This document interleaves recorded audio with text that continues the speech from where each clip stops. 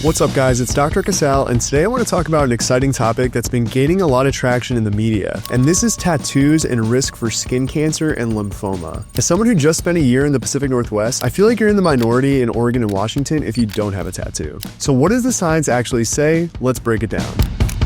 So Tattoo Ink 101, what's actually going on when you get a tattoo in your skin? Tattooing involves injecting pigments into the dermis of the skin. These pigments are typically made of azo dyes, heavy metals, and polycyclic aromatic hydrocarbons. What gives tattoos the color is usually the type of metal that's injected.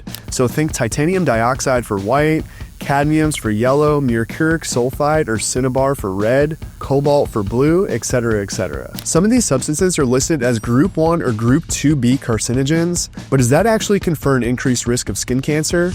Let's dive into it.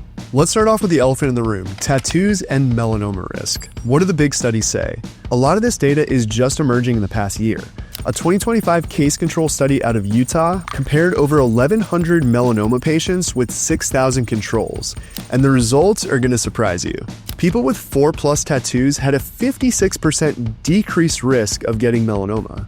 So tattooing your skin sounds like it could be protective, right? The researchers of this study warn that there could definitely be some confounding variables here. People who get tattoos tend to wear sunscreen to protect their tattoos from fading from the sun, and immune system related changes, which we'll get to later in this video. So the protection here might not be from the ink itself. Another large 2025 French cohort study of over 110,000 adults found no increased risk of melanoma or non-melanoma skin cancer in tattooed individuals. Alright, now let's talk about non-melanoma skin cancer, aka basal and squamous cell carcinoma, and spoiler alert, the data here is conflicting. A 2025 Danish twin study showed that getting a tattoo had a hazard ratio of 3.91 for getting any skin cancer and 2.83 for basal cell carcinoma. An interpretation here is that an increased hazard ratio confers an increased risk, but other studies, including earlier case control designs, do not replicate this finding. So the data here seems to be really mixed.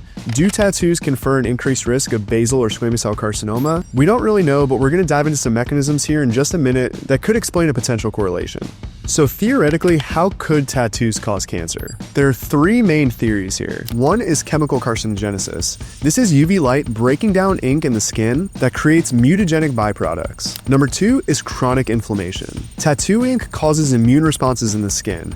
We see this when we look at skin under the microscope. We can see tattoo pigment and sometimes the formation of granulomas, which is your body's way of walling off a foreign body. We even sometimes on lymph node biopsies see tattoo ink that's been carried there from macrophages in the skin. So your body is definitely recognizing these tattoo inks as potentially harmful and mounting an immune response against them.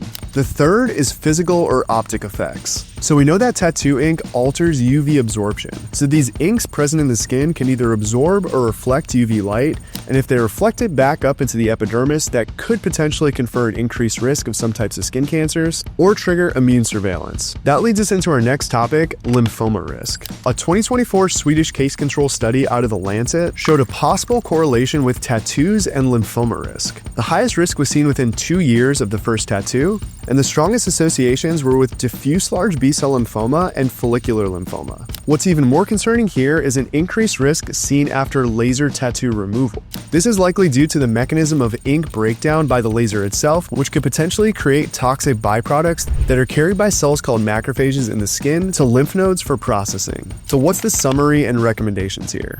Let's start off by saying tattoos are not proven to cause cancer. There could be a potential correlation here, but more studies are needed to actually confirm this. So what are the key takeaways? Avoid tattooing over pre-existing moles. Practice strict sun protection, especially over tattoos. And this will also protect your precious investment and help it from fading. Report any new or changing moles present within tattoos to your dermatologist. And be cautious with laser tattoo removal. But we need more studies here to elucidate a risk profile for laser tattoo removal. Thank you guys for tuning in. Like, comment, and subscribe for more science-based health insights. Have a great day.